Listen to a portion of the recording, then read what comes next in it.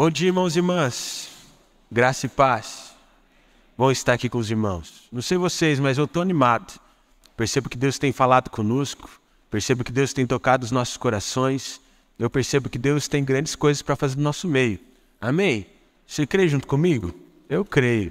Eu creio que Deus vai fazer grandes coisas nas nossas vidas. E Ele tem falado aos nossos corações. E para mim é sempre bom compartilhar um pouco da palavra, mas principalmente compartilhar um pouco daquilo que o Senhor tem ministrado ao meu coração. Essa semana eu ouvi um relato de um pastor que falou muito comigo. Esse pastor já é um pastor um pouco mais experiente. E ele disse que um dia ele estava lá na sua sala, no seu gabinete pastoral, e ele recebeu uma ligação da secretária.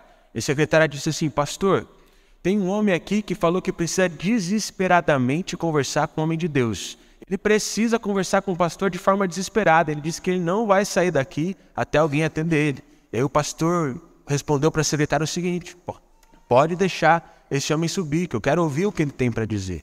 E aquele homem entrou na sala do gabinete e começou a contar toda a história dele para o pastor. Ele disse assim: pastor, eu sempre busquei ser o melhor profissional possível. Eu sempre busquei ser o melhor filho possível, o melhor cristão possível, o melhor marido possível, o melhor pai possível para os meus filhos. E eu sempre estou nessa de tentar dar o meu melhor, mas parece que ultimamente a minha vida está indo de mal a pior. Eu não sei explicar muito bem, pastor, mas parece que do nada a minha vida desmoronou. Eu tenho o mesmo emprego há 50 anos. Há 50 anos eu trabalho na mesma empresa. Comecei a trabalhar quando tinha 15 anos lá. Eu fui sendo promovido, fui me tornando bem-sucedido e estava tudo bem. Mas essa semana o meu chefe me chamou e disse que as coisas não estão bem, que as coisas não estão caminhando de forma boa e que muito provavelmente vai chegar um momento em que eles vão ter que cortar alguns funcionários e talvez eu seja um deles. Mas tem mais. No mesmo dia eu cheguei em casa e fui conversar com a minha esposa e a minha esposa disse que ela não aguenta mais o nosso casamento, porque eu só valorizo o trabalho, eu só valorizo a minha carreira e que se continuasse assim não daria mais. E aí, pastor, desde então eu tenho buscado a Deus. Eu tenho buscado a Deus em oração, eu tenho lido a palavra, eu tenho feito o meu tempo devocional. Mas sabe o que acontece, pastor? Até mesmo a minha vida com Deus parece que não está legal. Parece que as minhas orações não passam do teto. Parece que eu não consigo mais conversar com o meu Senhor. Eu não sei o que está acontecendo, pastor, mas do nada a minha vida desmoronou. E aquele pastor que já era experiente naquele momento olhou para aquele homem e disse o seguinte: olha, eu sei que talvez você queria vir aqui para receber algumas palavras de conforto, mas o que eu sinto do Senhor, que eu tenho para dizer para você, são palavras de sinceridade. O que eu quero te dizer hoje é que a sua vida ela não desmoronou do nada. Muito provavelmente ela desmoronou devido às pequenas decisões que você tomava no seu dia a dia.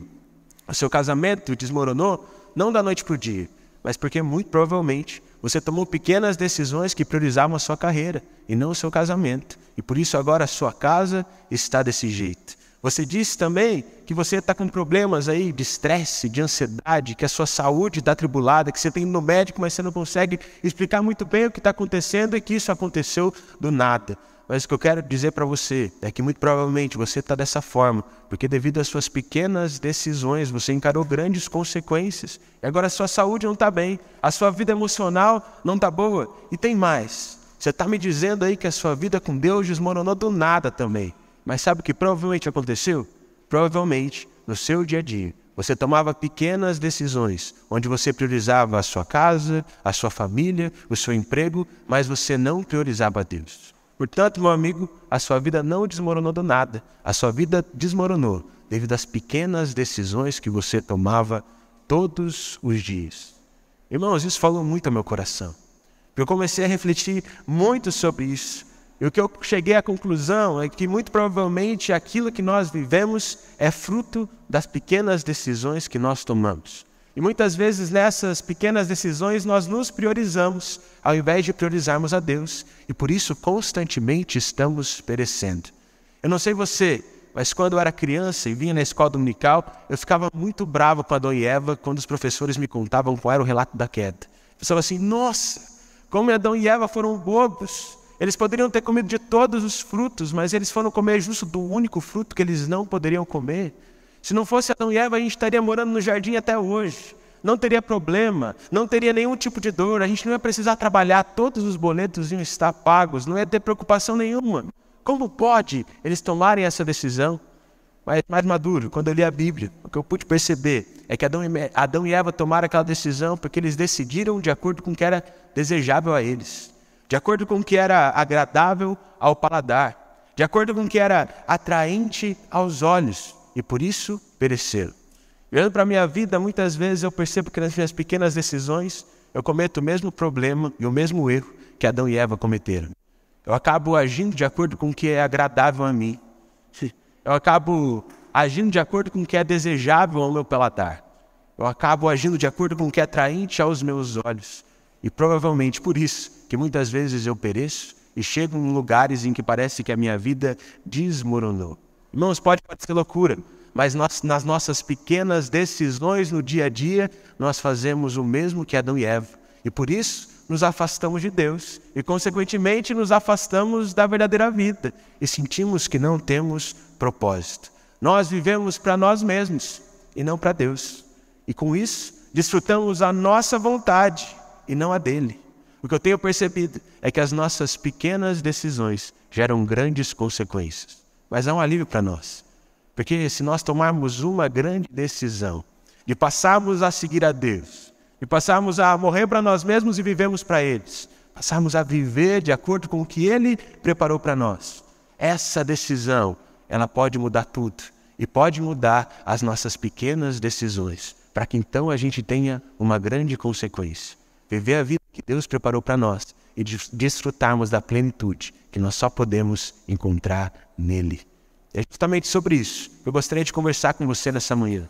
Portanto, se você puder e quiser, abra sua Bíblia na segunda carta de Paulo aos Coríntios, no capítulo de número 5, nós vamos ler do verso de número 14 ao verso de número 15. 2 Coríntios, capítulo de número 5, do verso de número 14 ao verso de número 15. Eu vou ler a palavra na tradução NVI e espero que os irmãos consigam acompanhar essa leitura junto comigo. 2 Coríntios, capítulo de número 5, verso número 14 ao verso número 15, onde a palavra do Senhor diz assim para nós: pois o amor de Cristo nos constrange, porque estamos convencidos de que um morreu por todos, logo todos morreram. E ele morreu por todos para que aqueles que vivem já não vivam mais para si mesmos, mas para aquele que por eles morreu e ressuscitou. Vamos orar mais uma vez, meus irmãos? Senhor Deus Pai, nós amamos a sua presença, nós amamos a sua palavra, nós amamos como o Senhor vem. E por isso, Pai, nesse momento, tendo plena certeza de que o Senhor está aqui, nós te pedimos para que o Senhor quebrante os nossos corações, de forma que a sua palavra faça vida em nosso viver, que possamos ter os nossos corações inflamados de amor por Jesus e que o Senhor venha transformar as nossas vidas por completo, para que possamos entender qual é a nossa identidade e, consequentemente, cumprimos a nossa missão e desfrutarmos da plenitude que o Senhor tem para nós. É isso que nós te pedimos, em nome do Senhor Jesus. Amém. Irmãos, eu amo o capítulo 4 e o capítulo 5 de 2 Coríntios. Se você nunca estudou esses dois capítulos, estude, porque Paulo está nos dando ali lições para que a gente permaneça firme no Senhor, para que a gente não desanime, para que a gente permaneça firme nas promessas dele e, consequentemente, possamos desfrutar da vida que Deus preparou para nós. O intuito de Paulo nesses dois capítulos é mostrar para aqueles irmãos de que, apesar de todas as dificuldades que nós enfrentamos, vale a pena seguir a Jesus e que nós devemos seguir a Ele. Afinal, é em Jesus que nós temos vida. É em Jesus que nós descobrimos qual é o caminho que nós devemos seguir. É em Jesus que nós conseguimos decidir quais são as melhores decisões que podemos tomar e, consequentemente, vivemos uma vida boa. O que Paulo está dizendo aqui através desse versículo que nós lemos é que, assim, irmãos, se Jesus morreu por nós, nós deveríamos viver por Ele. Isso faz total sentido. É justamente por isso que no verso número 14 do texto que nós lemos está escrito assim: pois o amor de Cristo nos constrange, porque estamos convencidos que se um morreu por todos, logo todos morreram. Normalmente nesse período de Páscoa, onde nós relembramos o sacrifício de Jesus por nós, a gente começa a pensar na cruz, e a gente começa a pensar a loucura que é a cruz de Jesus. Porque não sei vocês, mas quando eu começo a entender que Jesus morreu por mim, eu entendo que aquela ação de Jesus foi uma loucura de amor por nós.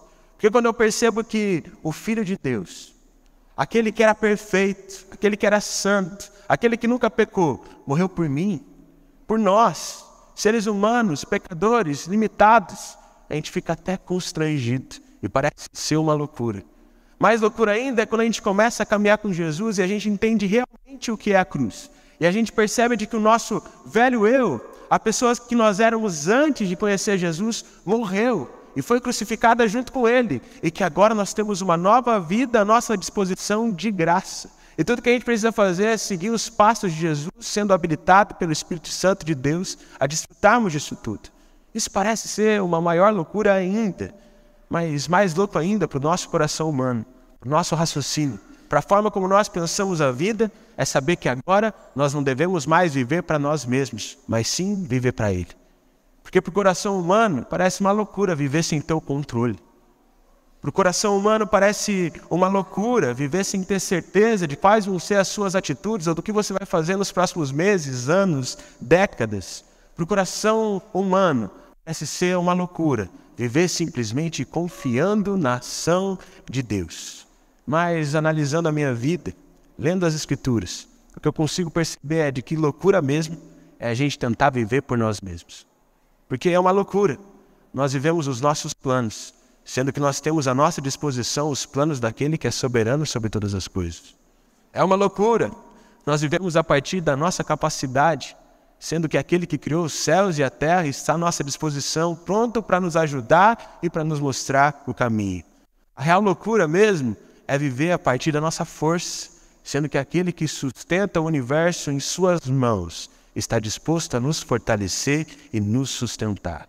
Loucura é vivermos na nossa força, sendo que nós temos a força de Deus à nossa disposição. E o texto que fala muito ao meu coração em relação a isso é 2 Coríntios 12:9, porque Paulo estava passando por um momento onde ele estava se sentindo fraco, e ele pede ajuda para o Senhor. E a resposta do Senhor é a seguinte: a minha graça é suficiente para você, pois o meu poder se aperfeiçoa na fraqueza. E Paulo, quando ouve aquilo, quando sente aquelas palavras do Senhor no coração dele, a resposta não é outra a dizer simplesmente o seguinte: portanto, me alegrarei ainda mais nas minhas fraquezas, para que o poder de Cristo repouse sobre mim.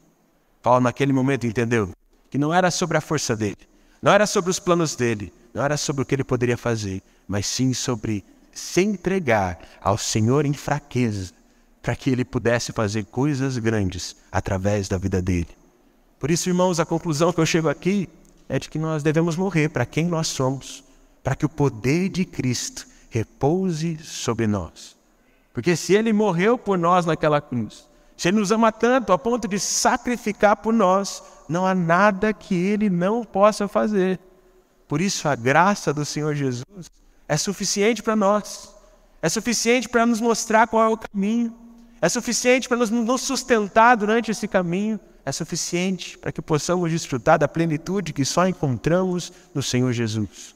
É por isso que nós precisamos decidir matar o velho homem, para que o novo homem, nascido em Cristo Jesus, possa viver através de nós. Só que daí vem aquela clássica piada, né?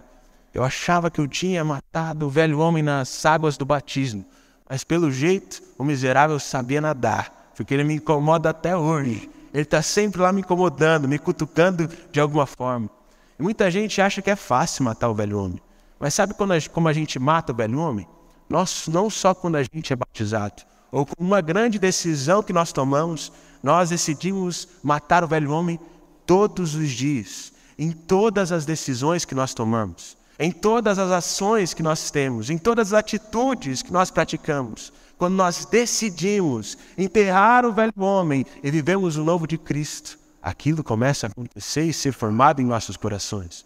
Um texto que eu gosto muito é Gálatas 2:20, onde Paulo afirma: fui crucificado com Cristo. Assim, já não sou mais eu quem vivo, mas Cristo vive em mim. E a vida que agora vivo pela fé no Filho de Deus, que me amou e se entregou por mim. Irmãos, quando a gente decide matar o velho homem, quando a gente decide viver pelo poder de Deus, a gente entende de que o velho homem já morreu, já foi crucificado, e que agora o Espírito Santo de Deus vive em nós, e que se nós tomarmos posse disso pela fé, e caminharmos essa nova vida que Deus tem para nós, nós encontraremos plenitude.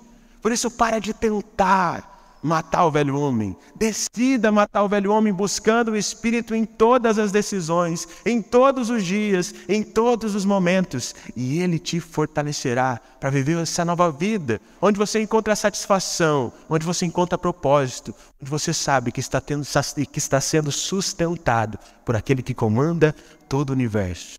Mas para que isso aconteça, a gente não deve só tentar, a gente precisa decidir e mostrar isso com todas as nossas decisões.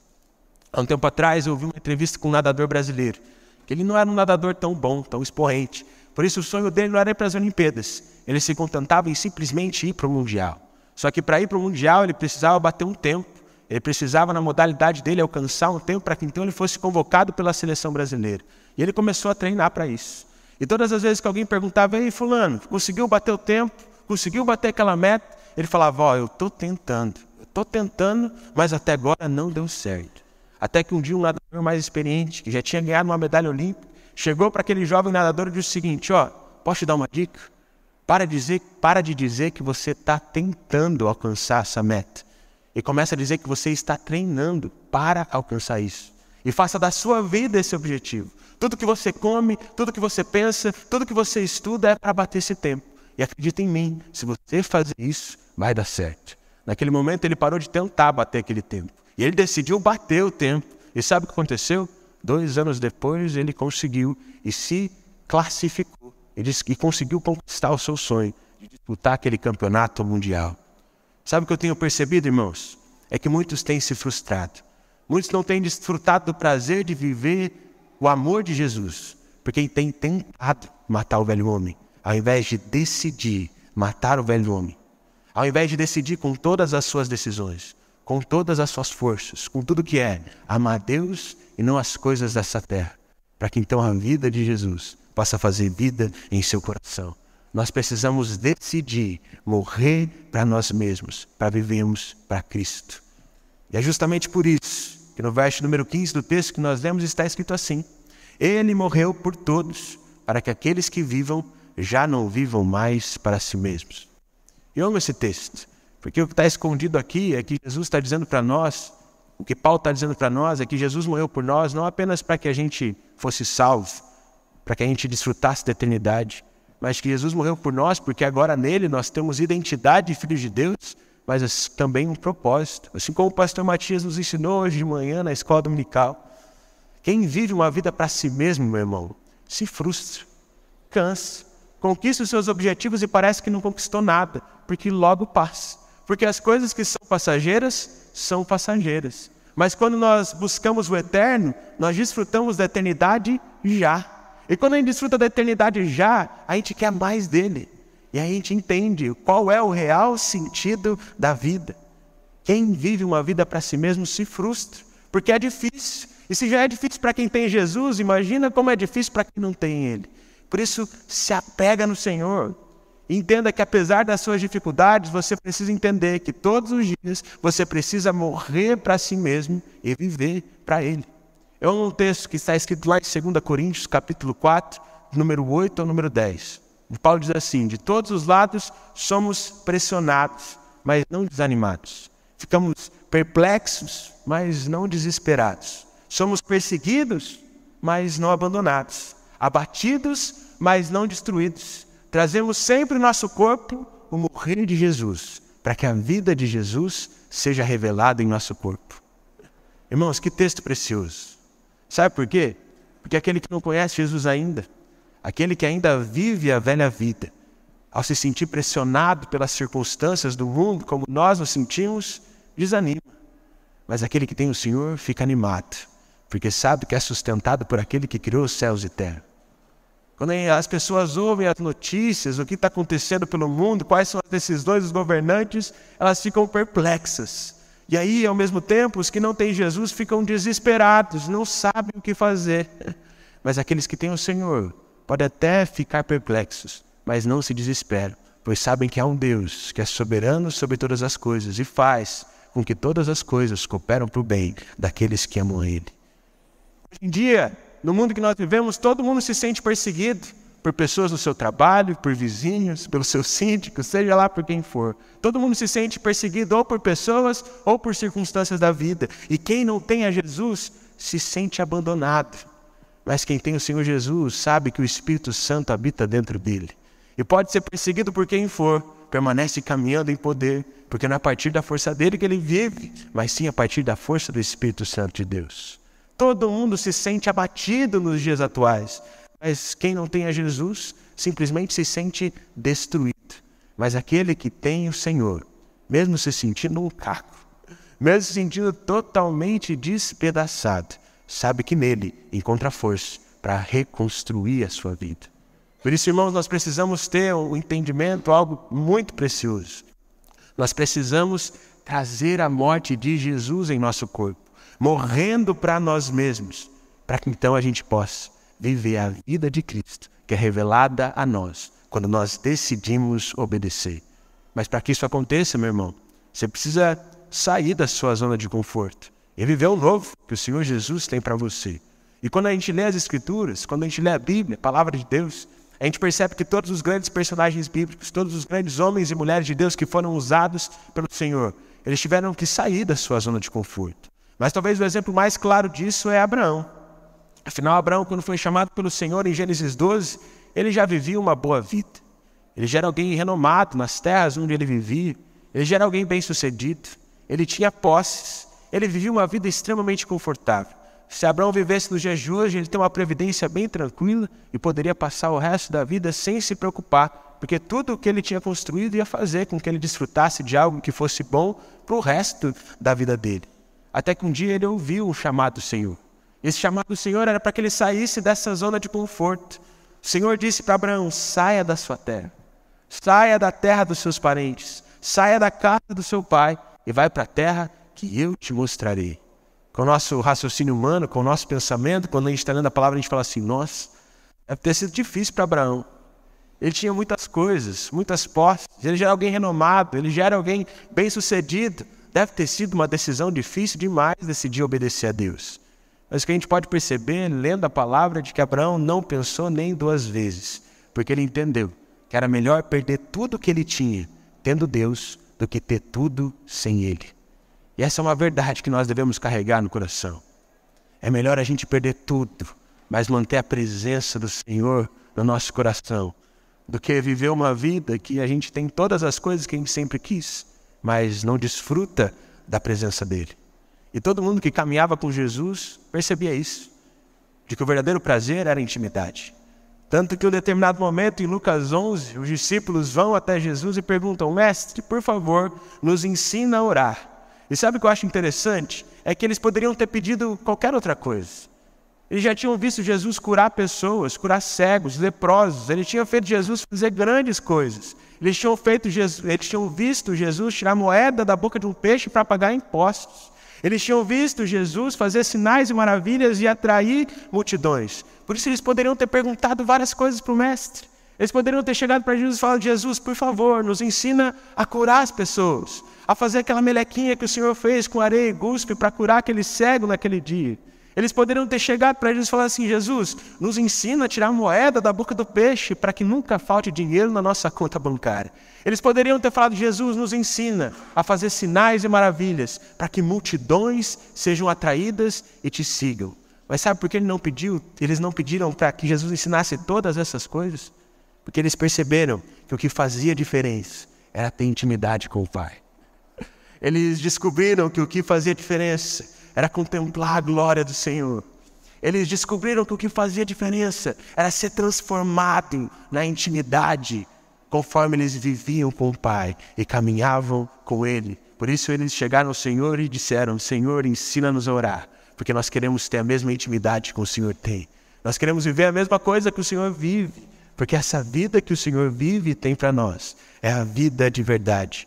Irmãos, nós precisamos buscar intimidade, porque é a intimidade que nos leva a obedecer, é a intimidade que nos leva a desfrutar dessa vida, é a intimidade que faz com que o nosso coração seja inflamado e que a gente não desanime. Mas a verdade é que a gente sabe todas essas coisas. A gente sabe que já que Jesus morreu por nós, nós deveríamos viver para Ele. O problema é que muitas vezes a gente só conhece. E a gente tem muito conhecimento, mas a gente não é sábio. Sabe por quê? Porque o sábio é aquele que conhece todas as coisas e coloca em prática. E aí, sim, vive uma vida boa. Hoje o pastor Matias falou uma frase que ficou no meu coração. A igreja não precisa de novidade. A igreja precisa simplesmente de obedecer aquilo que ela já sabe. Por isso, irmão, não fica procurando revelação nova aí, não. Tudo que você precisa fazer é abraçar a tua Bíblia, meu amigo, buscar o Espírito Santo de Deus e orar. 2 semanas para a sua vida ser completamente transformada. Mas para que isso aconteça, a gente precisa ser sábio e colocar em prática aquilo que a gente já sabe. E essa semana eu ouvi uma explicação de um pastor sobre a diferença entre conhecimento e sabedoria que marcou meu coração. Ele disse: conhecimento é saber que tomate é um fruto. Não sei se você também aprendeu na escola que tomate era uma fruta. Daí você chegava para todo mundo e falava assim: tomate é fruta ou legume? E aí quando a pessoa falava que era um legume, você tinha gosto de responder de que não, era uma fruta. Porque você tinha adquirido um novo conhecimento. Conhecimento é saber que tomate é fruta. Mas sabedoria é saber que mesmo tomate sendo fruta, não vale a pena colocar ele numa salada de frutas, porque não vai combinar.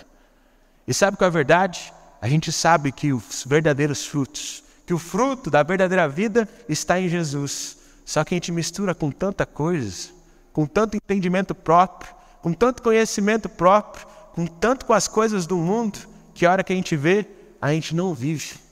A hora que a gente vê, a gente não desfruta. A hora que a gente vê, a gente está desfrutando de tudo, menos do que verdadeiramente importa. A presença de Deus, que nos renova, nos transforma e nos faz caminhar como Jesus. E é essa presença que nós devemos buscar. É essa presença que o nosso coração deve estar sedento, para que a vida de Cristo faça a vida em nós. É justamente por isso que no final do verso número 15 que nós lemos está escrito assim: mas vivam por aqueles que por ele morreu e ressuscitou. Jesus morreu por nós, meus amigos. O que você faria pela família de um amigo que morreu por você? E muitas vezes a gente percebe que Jesus morreu por nós e essa informação, esse conhecimento entra por uma orelha e sai pela outra. Mas já que ele morreu por nós, a gente deveria buscar conhecê-lo, porque a palavra diz que ele está vivo. Eu acho interessante porque na apostila de discipulado que a gente tem aqui na igreja, na primeira aula que a gente faz com quem está sendo discipulado, a gente faz uma pergunta: quem é Jesus para você? Eu acho muito legal perceber a resposta das pessoas, porque normalmente as pessoas falam umas respostas meio distantes. Ah, Jesus é tudo para mim. E aí elas param de responder. Ah, Jesus é meu Senhor. Jesus é o dono da minha vida. Jesus é o meu Salvador. Elas colocam respostas como se fosse um Jesus distante. Pouca gente responde: ah, Jesus é meu amigo. Jesus é aquele que me alimenta. Jesus é aquele que está comigo todos os dias. Esse é o entendimento que nós precisamos ter. Jesus sim morreu por nós. Jesus sim é o nosso Senhor. Jesus sim é o nosso Salvador. Mas Jesus é aquele amigo que na hora da angústia nos ouve. Jesus é aquele amigo que na hora do choro enxuga as nossas lágrimas. Jesus é aquele nosso amigo, quando parece que todo mundo abandonou, ele está lá, pronto para nos escutar, pronto para nos acolher, pronto para dar um conselho para nós. Por isso, o que nós devemos buscar nele é a intimidade. Porque quando a gente tem intimidade, fica muito fácil viver essa nova vida. Mas o nosso problema é que muitas vezes a gente pensa a vida com Deus como um interruptor, como algo que a gente vai acionar e que ela vai ficar perfeita para o resto do nosso viver. Como algo que a gente faz uma vez, aciona e tudo muda. Mas a vida com Deus não é um interruptor. Não é o que acontece em um culto e tudo se transforma. Não é em um discipulado e tudo se transforma. Não é em um encontro e tudo muda. A vida com Deus está mais parecida com uma fogueira, onde você vai lá, junta a lenha, acende um fogo, e aí você começa a alimentar aquela fogueira. Você vai colocando lenha, e depois você coloca mais uma, e a hora que você vê, aquele fogo já tomou todo o ambiente. Aquele fogo deixou o seu corpo quentinho, e você não quer sair de perto de lá. Irmãos, quando a gente começa a alimentar a nossa vida de intimidade com Deus, quando a gente começa a colocar lenha nessa fogueira, e a gente começa a entender de que a vida com o Senhor não é um interruptor, mas sim uma fogueira que precisa ser alimentada. O fogo de Deus começa a consumir o nosso ser e a gente vai se tornando cada vez mais parecido com Ele. E a gente entende o quanto é bom caminhar com Cristo. O problema é que muitos de nós, ultimamente, têm ouvido muitas coisas. Têm ouvido o que os outros estão falando, vivendo a partir do que os outros estão dizendo, vivendo a partir do que esse mundo está falando para a gente viver, ao invés de começar a ouvir a Deus. E aí a gente se consome pelas coisas desse mundo, ao invés de nos consumirmos em Deus, no nosso momento de intimidade com Ele. E o que a gente pode perceber é que nunca dá certo quando a gente ouve demais o mundo, mas sempre dá certo quando a gente começa a ouvir o Senhor e obedecer. E a gente pode perceber isso ao longo da palavra, mas principalmente a gente pode perceber isso na vida de Gideão. Porque quando Deus chamou Gideão para libertar o povo de Israel estava passando por um momento muito difícil. Eles estavam sendo dominados. Tudo que eles construíam, plantavam, tudo que eles buscavam começar a fazer, o povo que dominava eles ia lá e destruía tudo. Por isso Deus, olhando para a infelicidade do povo, decide chamar Gideão. O problema é que quando Gideão é chamado, ele estava escutando demais o que todo mundo estava dizendo. E por isso ele começou a acreditar no que todo mundo dizia. E ao invés de receber o chamado do Senhor com alegria, ele começou a falar: Senhor, mas eu sou a pessoa menos importante, da tribo menos importante, da família menos importante de Israel. Não vai ser através de mim que o Senhor vai mudar isso tudo. E tem mais, Deus. Você está ouvindo aí o que todo mundo está dizendo? Está todo mundo dominando a gente, está todo mundo vencendo as batalhas da gente, está todo mundo falando que você não é mais o Deus de Israel, porque o Senhor nos abandonou. E eu creio nisso, porque olha aqui a nossa situação. Se o Senhor realmente fosse nosso Deus, a gente não está passando por isso tudo. E tem mais, Deus. Não sei se você viu aí as fotos no Facebook da galera que é nosso inimigo, mas o povo é poderoso. Eles têm arma, eles têm um monte de gente. Vai ser difícil derrotar eles, vai ser impossível o Senhor fazer isso através de mim. Mas naquele chamado que Gideão teve com Deus, ele começou a desfrutar da intimidade com o Senhor. O Senhor começou a falar com Gideão. E Gideão começou a entender que ele era importante. Que talvez ele não fosse filho de alguém importante, mas que ele era um filho de Deus. E aquilo começou a queimar o coração de Gideão. Quando ele foi buscar o Senhor em intimidade, ele começou a entender de que na verdade o Senhor não tinha abandonado eles. Foram eles que decidiram colocar a lenha no fogo do mundo, ao invés de colocar a lenha no fogo de Deus. E agora eles estavam distantes dele. Mas se eles decidissem acender essa fogueira e obedecer ao Senhor todos os dias, aquele fogo ia consumir todo o povo inimigo.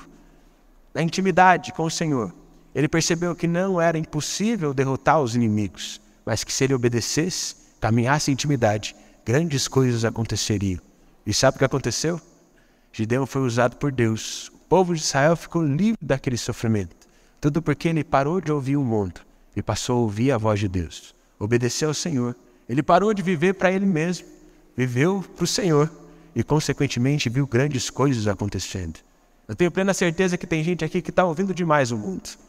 E por isso não se sente importante, não se sente capacitado. Hoje Deus está te chamando para ir para a presença dEle. Porque Ele quer mostrar para você que você é importante. Ele quer mostrar para você que Ele nunca te abandonou e que Ele tem uma vida que está pronta para você viver. Você só precisa querer fazer isso. Só que para isso aconteça, a gente precisa buscar o Senhor com paixão, com intensidade, fazendo com que a nossa vida cristã tenha sabor. Sabe, irmãos, é gostoso vir aqui na igreja todo domingo. É gostoso ir na célula toda semana. É gostoso servir ao Senhor na igreja. Mas sabe o que realmente dá sabor à vida cristã? Quando a gente começa a ter experiências com o Senhor na intimidade. E quando na intimidade Ele nos transforma. Há um tempo atrás o pastor Matias pregou aqui sobre aquele texto de Mateus 16:13, onde diz que nós cristãos somos sal da terra. Mas se o sal perde o seu sabor, ele não serve para nada, exceto para ser jogado fora e pisado pelos homens. Meus irmãos, a vida cristã, ela precisa ter sabor. E para que ela tenha sabor, você precisa saborear da presença de Jesus. E você só desfruta da presença de Jesus quando você busca Ele com paixão. E graças a Deus, Deus me deu essa revelação. Já tem algum tempo que eu tenho buscado o Senhor de forma apaixonada, querendo ser cada vez mais apaixonado por Ele cada dia mais. Eu tenho provado disso. E tudo que eu quero, todos os dias, é entrar nesse lugar da presença para que Ele me consuma, para que fique em mim apenas aquilo que agrade a Ele. E tem sido uma experiência muito boa. Eu tenho vivido algumas coisas. E mês passado eu vivi algo muito interessante. Eu tinha orado a Deus pedindo: Deus, me mostra aí alguma estratégia para que a gente possa fazer alguma diferença aqui no Largo da Ordem, no lugar onde a gente está. E algum tempo depois, um jovem universitário, me mandou uma mensagem. Ele falou: pastor, peguei o seu telefone aí com a secretária, porque a gente está querendo fazer um culto aí do lado de fora da sua igreja, no Largo da Ordem, para que as pessoas sejam evangelizadas. Eu encarei aquilo como uma resposta de oração. Fui para o conselho e falei, pessoal, vocês liberam? Liberaram, graças a Deus. E a gente fez aquele culto. E aquele culto foi uma benção, irmãos. Não sei dizer para vocês o que aconteceu, mas eu chorei igual uma criança o culto inteiro, porque a gente conseguia perceber a presença de Deus. Mas sabe o que foi mais gracioso da parte do Senhor? Não foi aquele culto, mas foi o que aconteceu uma semana antes. Porque aqueles universitários, eles buscavam a Jesus de verdade. Eles disseram assim, pastor, a gente sente que algo grande vai acontecer nesse culto. Por isso a gente quer uma semana antes aí na sua igreja para a gente orar. A gente tem um tempo de oração na sua igreja, depois a gente ora pelo Largo da Ordem, para que Deus possa se revelar a pessoas naquele culto. Eu disse, com certeza, recebo vocês aqui. E domingo à tarde eu recebi eles. Foi uma bênção, irmãos. A gente ficou aqui umas 2 horas orando, uns pelos outros, orando pelo Largo da Ordem, mas eles queriam mais. Eles falaram, pastor, vamos sair daqui agora e vamos orar por vários pontos do Largo da Ordem. E foi isso que a gente fez. A gente foi ali, orando no cavalo babão, oramos ali no relógio das flores, oramos ali embaixo, clamando para que a presença de Deus fosse revelada. E a gente estava cheio, a gente tinha desfrutado da presença de Deus. E conforme a gente vinha subindo aqui no Largo da Ordem, a gente se encontrou com um punk. E aí esse punk olhou para a gente e falou, vocês querem ouvir as minhas poesias? E como a gente estava cheio do Senhor, com o coração leve, a gente falou, pode começar a falar. Ele olhou para a gente e disse, sério?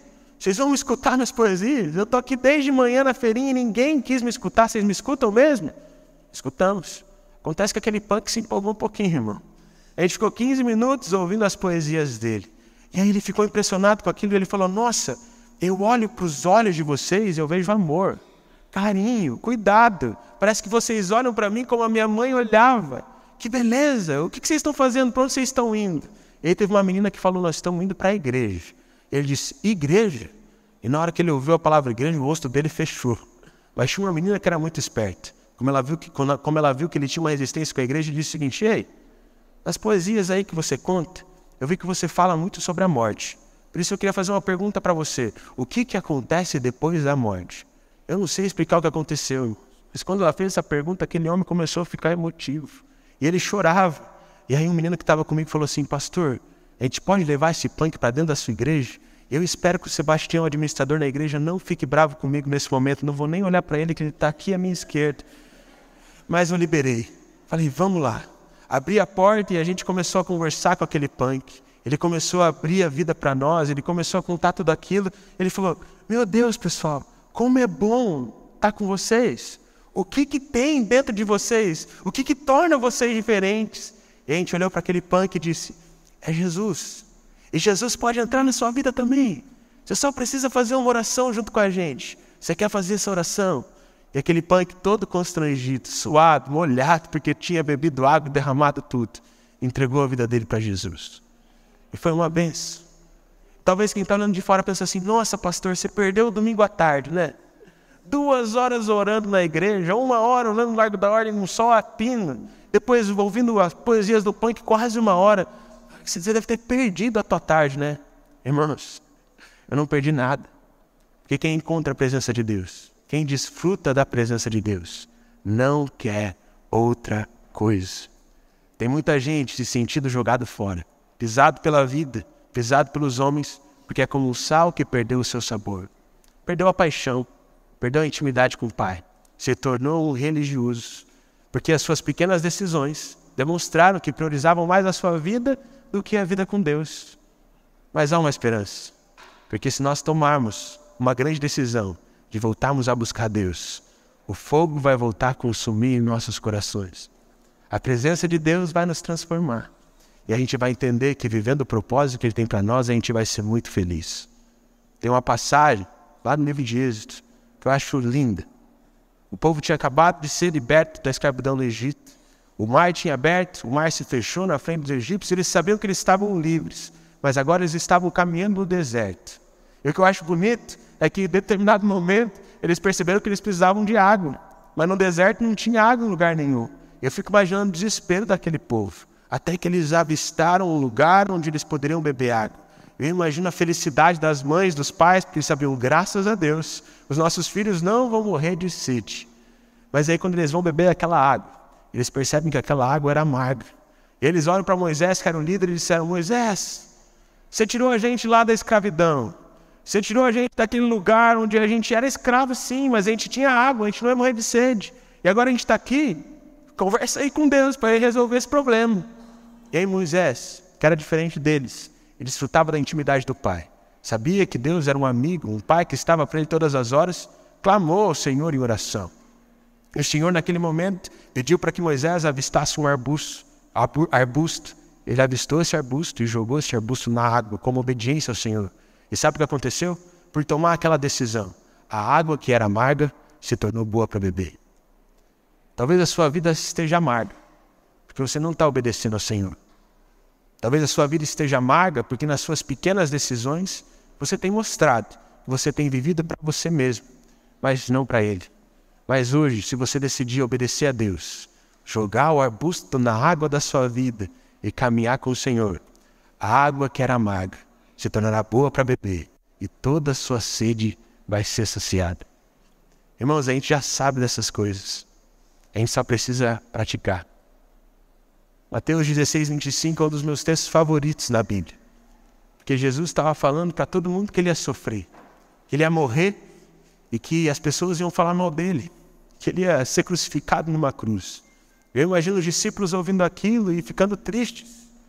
Mas eu imagino que Jesus olhava para eles e ficava feliz. Porque ele sabia que mesmo com o sofrimento, ele estava fazendo a vontade do Pai na presença do Pai. E era isso que importava. Por isso lá em Mateus 16, 25, Jesus olha para os seus discípulos e diz: quem buscar salvar a sua vida, a perderá. Mas quem perder a sua vida por minha causa, a encontrará. Quando nós perdemos a nossa vida pela causa de Cristo, nós encontramos a verdadeira vida.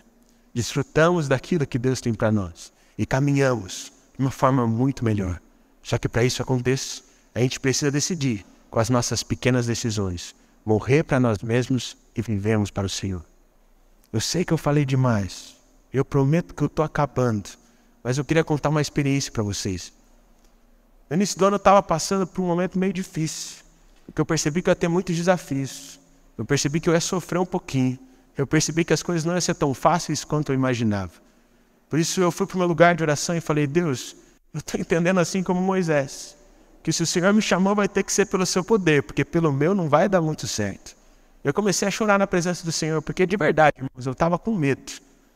Mas aí Deus me lembrou daquele texto de 2 Coríntios 12, 9. Ele falou: meu filho, a minha graça é suficiente para você, pois o meu poder se aperfeiçoa na sua fraqueza. E aí naquele dia eu tomei a mesma decisão de Paulo. Eu falei: Senhor, se é assim, eu me alegraria ainda mais alegremente nas minhas fraquezas, para que o poder de Cristo repouse sobre mim. E aí Deus começou a me mostrar o que estava escrito lá no Evangelho, e como os discípulos eram chamados. E o que a gente pode perceber na Bíblia é que os discípulos não eram as pessoas mais preparadas, não eram as mais bem-sucedidas, nem as que eram bem vistas pelo povo. Muito pelo contrário. Eram os esquecidos, os marginalizados, mas eles tinham uma coisa em comum. Eles tinham um coração ensinável. Eles tinham um coração que amava Jesus. Eles tinham um coração que estava disposto a morrer. Hoje Deus está aqui, passeando entre os bancos. Ele não está procurando por pessoas perfeitas. Ele não está procurando por pessoas que são santas. Ele não está procurando por pessoas que são bem-sucedidas. Deus continua procurando. O Senhor Jesus continua procurando por pessoas que estão dispostas a segui-lo. Por pessoas com o coração inflamado. Por pessoas que estão dispostas a se entregar totalmente a Ele e colocarem lenha na fogueira. Para que o fogo do Senhor Jesus nos consuma. E para que a gente possa viver a vida que Ele tem para nós. Eu não sei como está a sua vida, irmão, mas hoje eu vou ser corajoso. Talvez você é como eu. Um crente que conhece Jesus há muito tempo. Mas ainda não está jogando a lenha na fogueira. Talvez hoje você percebeu que você tem negligenciado e não entendido muito bem que o que você precisa fazer é praticar aquilo que você já sabe. Talvez o seu problema é que você não tenha vivido a vida com Jesus com paixão. E por isso, nas suas pequenas decisões, você tem priorizado tudo menos a vida com Deus. Mas se hoje você decide colocar lenha na fogueira, se hoje você decide: não, eu preciso matar algumas coisas do meu velho homem para que o novo de Cristo viva em mim. Eu peço que você fique de pé nesse momento, porque eu quero orar por você. Não importa se você está muito tempo na igreja. Pode levantar, Antônio, não fica com vergonha não. Levanta aí, irmão. Não importa se você sente que está com vergonha, com medo dessa decisão. Não, se você decidir morrer para Deus hoje, Ele vai fazer grandes coisas na sua vida. Por isso, nesse momento, eu quero que você estenda os braços e coloque Ele para frente, porque eu sinto que você vai receber uma porção do Senhor nesse dia. E se você sair daqui decidindo matar o seu velho homem e viver para Jesus, grandes coisas vão acontecer. A sua família vai ser transformada, o seu local de trabalho vai ser transformado e Deus vai te usar. A presença do Senhor vai inundar o seu ser. A presença do Senhor vai partir de você e vai ser como um rio que alimenta e sustenta todas as vidas que estão ao seu redor. Meu irmão, se hoje você decidir morrer para si mesmo e viver para Cristo, a sua vida vai mudar. Mas faça disso a sua decisão diária. Por isso, enquanto eu faço a minha oração, faça a sua oração também. Senhor Jesus, nós chamamos, Pai. Ó Senhor, nós chamamos. Nós chamamos porque nós não merecíamos, mas o Senhor se entregou por nós naquela cruz. Ó Pai, nós somos cheios de defeitos, mas o Senhor nos escolheu para mostrarmos e vivermos para a sua glória, Pai. Ó Senhor, nós te agradecemos, porque por mais que a gente erre o tempo todo, por mais que a gente seja negligente, o Senhor permanece nos amando e aquecendo os nossos corações. E por isso hoje nós te pedimos pela sua presença. Nós queremos a sua presença maravilhosa, Pai. Por isso eu peço, Pai, para que o Senhor toque cada coração que desistiu, cada coração que não se importa mais, cada coração que acha impossível, e que você inunde esses corações com o seu amor, com a sua presença, e que a sua presença nos consuma, que a sua presença nos esquente, e que possamos ser como um rio, que dentro de nós flui rios de águas vivas. Pai, hoje, nessa manhã, nós decidimos morrer para nós mesmos e vivemos para o Senhor. Por isso, faça a sua vontade em nossas vidas. Faça a sua vontade através de nós. Derrama da sua glória sobre nós, Pai. É isso que nós pedimos. Em nome do Senhor Jesus, Pai. Amém. Irmãos, não faça dessa decisão apenas uma decisão solitária, porque não é um interruptor. Decida todos os dias colocar a lenha na fogueira, mostrando que você vive para Ele, não para si mesmo. Que grandes coisas vão acontecer. Amém? Recebam a bênção. Que a graça do Senhor Jesus, que a consolação do Santo Espírito e que o poder do grande amor de Deus esteja com você, com a sua família, com todos os seus queridos, hoje e para todos sempre. Amém. Deus abençoe.